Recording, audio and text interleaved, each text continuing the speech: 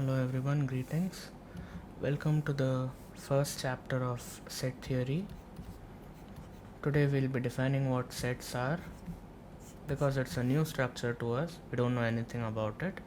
We'll define it and maybe we'll look at a few more ways of representing sets and some other terms related to sets. So the definition we'll be using today will be a naive one. So this is called the naive set theory, what we are going to study in our 11th and 12th grade essentially, so pre-college level. Naive in English means innocent or very simple, not given much thought to, or just inexperienced, maybe inexperienced, and I think this is I don't know. So this is the meaning of naive in English, and the definition for set theory that we are gonna give will be exactly the same, will be a very naive one. So I'll define it this way: a set is a well-defined collection of objects. So see how loose the definition is. So what we worked with in the rigor we worked with in our mathematical reasonings videos, that's totally gone. This is very loose, and this is the reason for the so-called naive definition, because we don't know what well-defined is. We haven't defined what well-definedness means. So we just look at the context and then we understand it's implied, everything is implied. So for example, I could say that a set of, or all people over 5 feet in a classroom maybe can be well defined. We can think of it as well defined, but all tall people is not, right? So we understand the difference between these two intuitively. So this is what well definedness and not being well defined means. But we rarely encounter such scenarios in mathematics. In mathematics, like we saw, we deal with rigorous symbols, numbers and variables. So sets involving numbers are very easy to judge whether it's well defined or not. For example, the set of all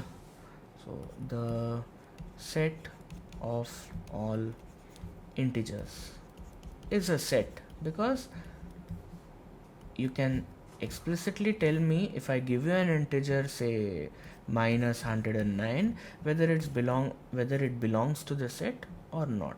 So there are a lot of elements in the set. We know that all integers are in that collection, and you might also have seen a lot of people referring to the integers as a set of integers, even while introducing number systems to you, even though we didn't explicitly say that it's a set. So now you know what we mean by a set. We know that this is that naive definition.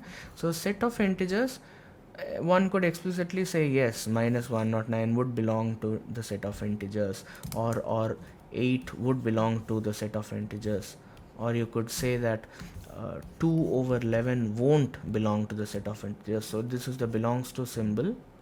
We saw this symbol, we saw details about this symbol in our reasonings video, mathematical reasonings video. So 8 belongs to integers. We often denote by this script Z letter. This stands for Zoll actually in German, and which apparently means integers, and we have used that script Z symbol to denote the set of integers. Anyway, this is an aside, I won't go there. But our 2 by 11 does not belong to Z, and minus 109 belongs to Z. So for each and every element, given to you, you could explicitly tell me that whether if it's belonging to the set of integers or not. So that's what we mean by well-definedness. So some more examples would be the set of natural numbers, which is denoted by the script n, the set of integers we already saw, set of rational numbers, which is denoted by q, because r was taken by real numbers, and q here actually stands for quotient, because remember why we call it rational numbers, because it's ratio of two numbers and it can be represented as a quotient of something. So q stands for quotient. So real numbers form a set because they are well defined. You can tell me whether root 2 is a real number or not. Yes. So likewise, and irrational numbers, set of all irrational numbers. So the symbol for irrational numbers is this. I will write a symbol. One should not be intimidated because they don't know this, because you haven't seen this at all, and I will be explaining to you the reason behind this symbol in further lectures, I think. Yeah, in the third lecture. So r and this bar and a forward slash q is the symbol for irrational numbers.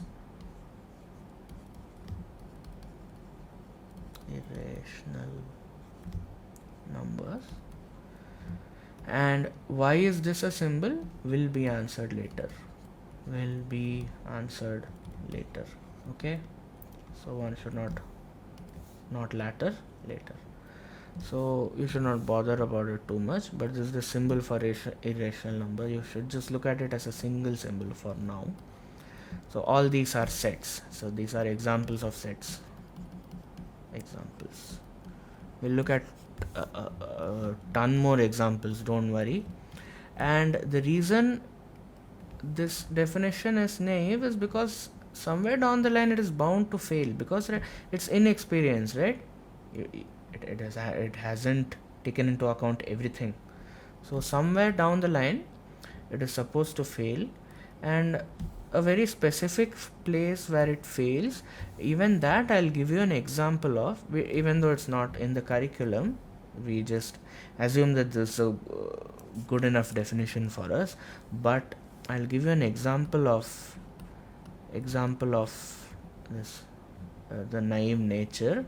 So I'll just write at the end of chapter 3, maybe end of chapter 3, if everything goes according to plan. So then it will be at the end of chapter 3. I'll give you a simple example where the collection would be defined, it would be well defined, but it might not form a set. So you can do your own research later about this.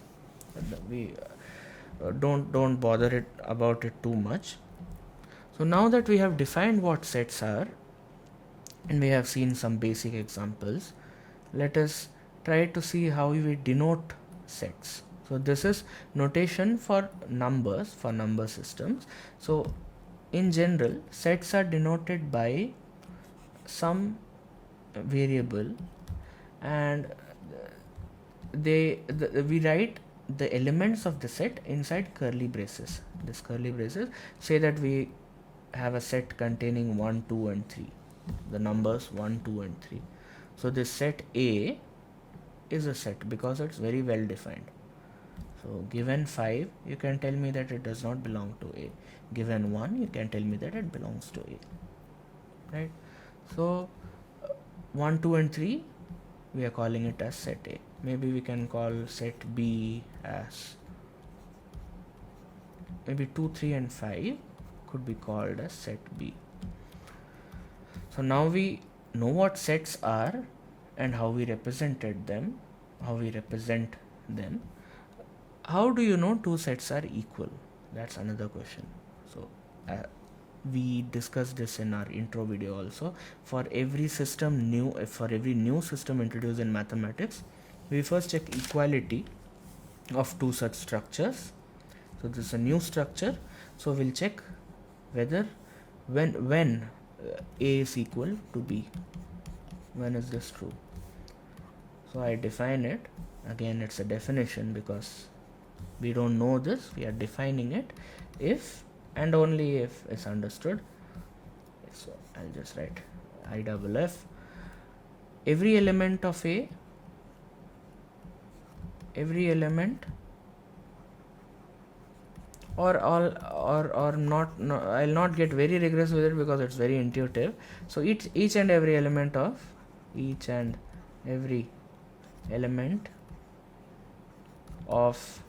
A and B are equal.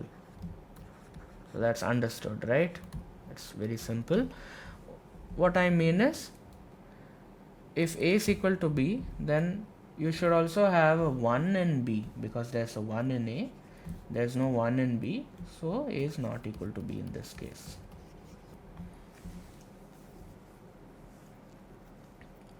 Right. So what are examples of two equal sets? Maybe I can give you a set as apple, orange and plum. This is one set. This F2 is another set. Orange, plum and apple. So are these sets equal? Well, yes, because no one told you that the elements have to be in order. So if someone hasn't told you in mathematics, that means that's not true. So F is actually equal to F2. Each and every element of F is equal to each and every element of F2.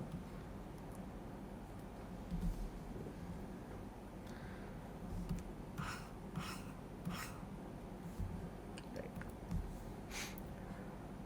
Something very interesting about this equality can be noted only when we study about something called subsets. Subsets.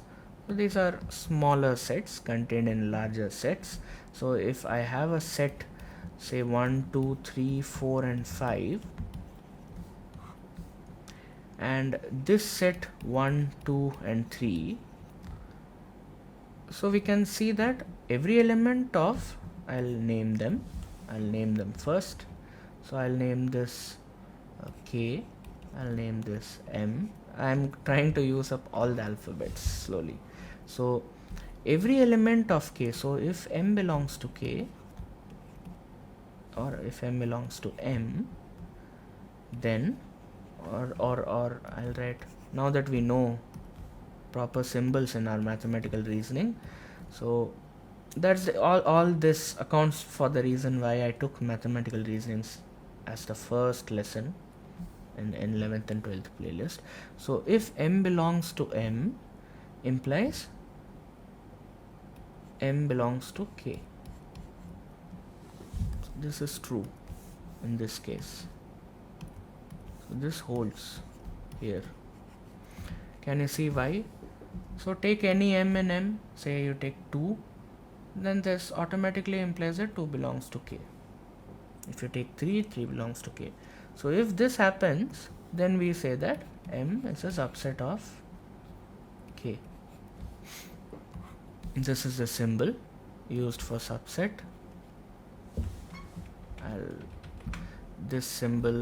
So this is a symbol. So A is a subset of B, means every element of A is contained in B. And if you want to emphasize even more that M is not actually the whole of K, you just put a little not the whole of K symbol right there. And if M is actually a subset of K and maybe it also K is a subset of M, then you can use this symbol. If all the elements of M are contained in K and there are no other elements left in K that are there are no more elements in K other than that of M, then actually M is equal to M. So this is kind of less than or equal to symbol. So this might be a proper subset.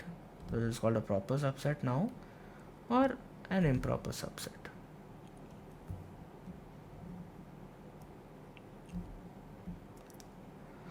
So the interesting part about equality is, if we say that A is a subset of B, I'll use this symbol now, and B is a subset of A,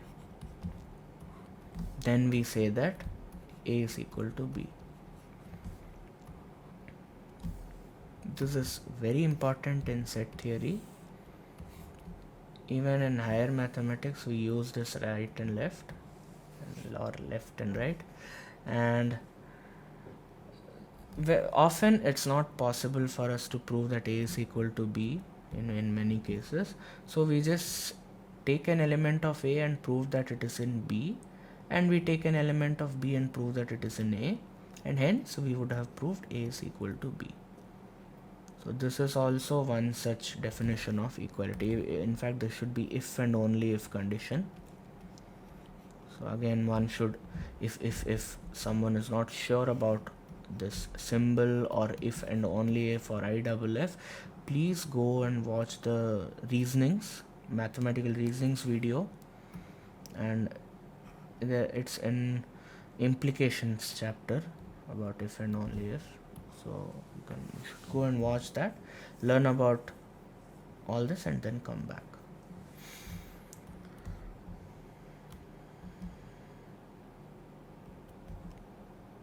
So some more examples of subsets can be what we saw earlier. N is a subset of Z, because natural numbers, all natural numbers are contained in the set of integers. So if I could write it this way, N is a subset of Z. It's a proper subset, in fact, because there is at least one element in Z which is not in N, so it's a proper subset. And N, these two, both of these are subsets of real numbers, or rather I'll write Q first. These are rational numbers, subset of rational numbers, and this is a subset of real numbers. So there are some more examples of subsets. What we mean by subsets: those are little sets contained in larger sets. And you could also say that R is a superset of N, R is a superset of Q, but those are all just talking about subsets just is enough. Superset and all you can of course use as just terminologies, but the idea is the same.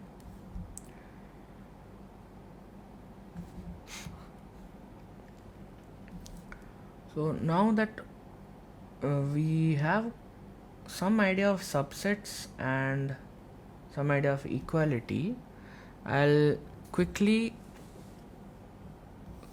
we will come to power sets a bit later. Power sets is the set of all subsets. I'll define it later, don't worry. But now I'll just show you a very fun way of just representing these sets. So we have just represented sets using curly brackets for now. So I have another very fun way of representing sets. I represent sets with simple shapes. So say my set K as before is 1, 2, 3, 4 and 5, and set N, N, this is not natural number, this is not script N, is equal to 3, 4, 5 and 6, 5 and 6, or maybe 7. Yeah. So K can be represented with a circle. This is K. N can be represented with another circle.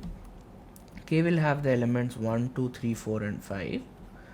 But N has 3, 4 and 5. So they have common elements, right? So these are common elements. So you can write N as this, you can represent N as this circle, and the 6 and 7 will be outside the common area. So this is the common area. This is the common area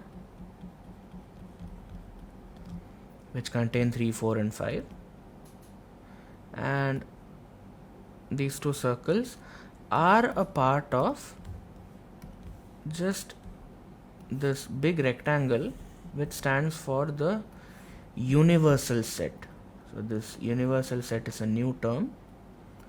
It's often represented by U, but in this case we could say that universal set may be N, or maybe Z, or maybe Q, or maybe R. This universal set, according to the context, we'll have to look at it, but now for just the ease of it, I'll just say that this is N. And what I mean is, all these circles we are gonna construct further, maybe there are a few more sets we want to look at, all are contained in the universal set. So all are taken from the universal set. So this rectangle represents the universal set. Universe, the whole universe of the objects we are considering. So universe, it's denoted by U, and all the sets are a subset of the universal sets. That's understood, right? You should not be alarmed at all these new terminologies, because the important ones we'll keep on using throughout the chapters, so it'll automatically, you'll get used to it. So don't just go and learn all this, just look at it, have fun, and we'll look at something new every time, new terminologies, and we'll use it whenever necessary, and that'll reinforce it. So there's one more thing left I want to do in this lecture, something called the power set.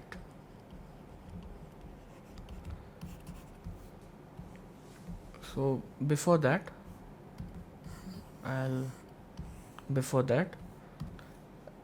sets can also be of this form, because nobody told you they cannot be, so they also can be of this form. 1 2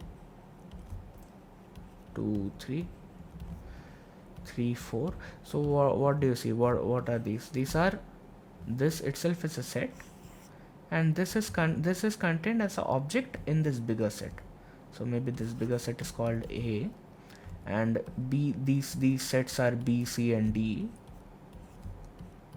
So A actually contains 3 sets, B, C, D, and if you want to write it this way, then fine. So you can have set of sets. So power set is defined as the set of all subsets of a set. So what do I mean by that? What are set of all subsets of a set? Let us look at it. If K is my set as before, 1 2 3 4 and 5, and I want to know what's the power set of K. So power set, for now I'll use this symbol, P of K. It's just a symbol, nothing else. So I mean, by P of K, I mean the set of all subsets of K. So first of all, what are subsets of K? How will they look like? So given any set, say 5, 6, is this a subset of K? Can this be contained in K? No. The answer is no. And if I say 2, 3 and 5, can this be contained in K?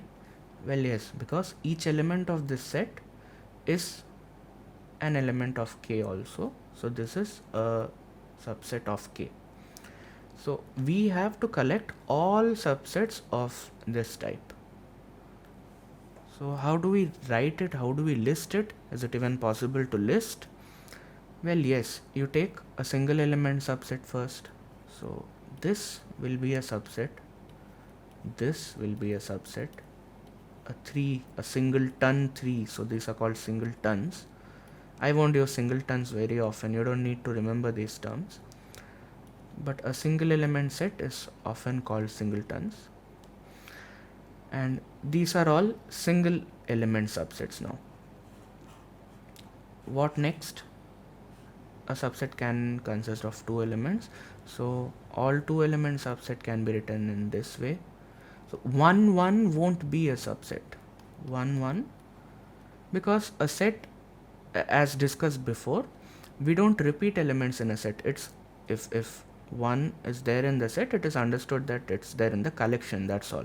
So we don't read, you don't need to write 1 again. So this is not a set, it's not the proper way of denoting a set. So 1 1 won't be a subset. 1 2, 1 3, 1 4. So since this is a 5 element set, I won't spend my time writing all the 2 element set starting from 1 now, because there will be 2 elements that starting from 2 also. So maybe I should use a different color here. So 2 element set starting from, so 2 1 is already taken care of because we have 1 2 and we discussed that the order doesn't matter in a set. So 2 3, 2 4 and so on, and 2 5, actually there's just one more element, 2 5, and using a different color, 3 4, 3 5, and that's it. And then 4 5 is one another element,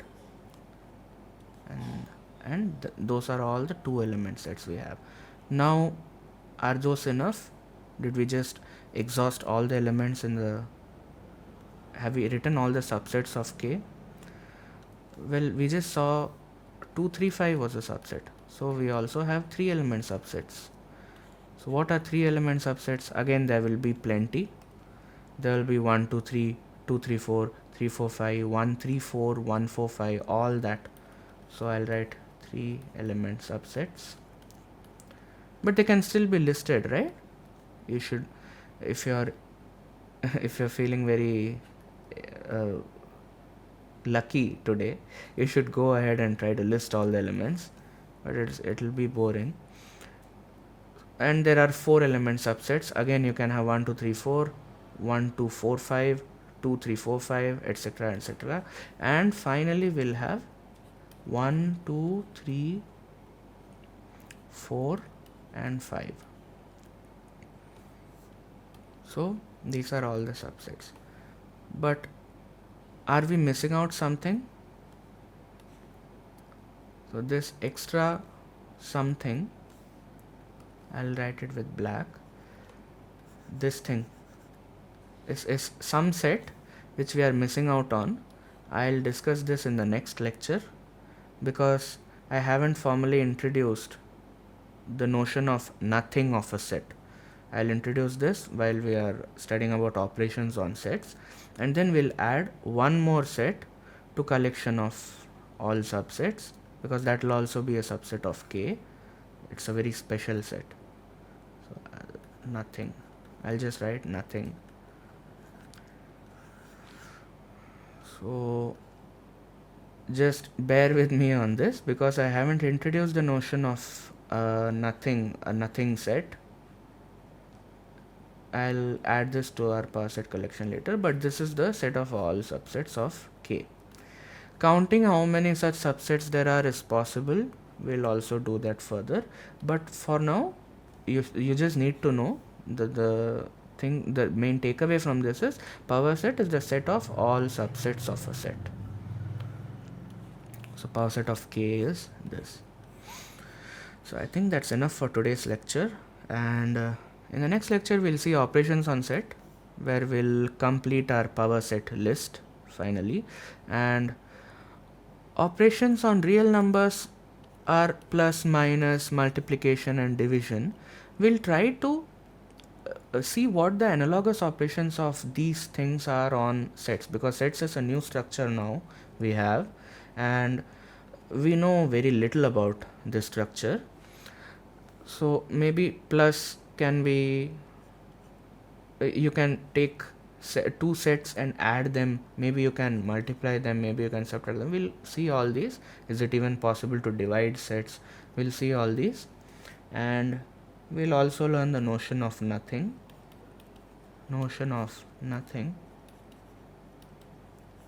in sets, because we saw the notion of everything right here. This is the notion of everything. The whole set is a subset of, right? Or the notion of everything could also be this universal set, because this can also be everything, depending on the scenario, of course. Right, I won't bore you further with this, but this is all we are going to study in the next lecture. I hope you understood this one.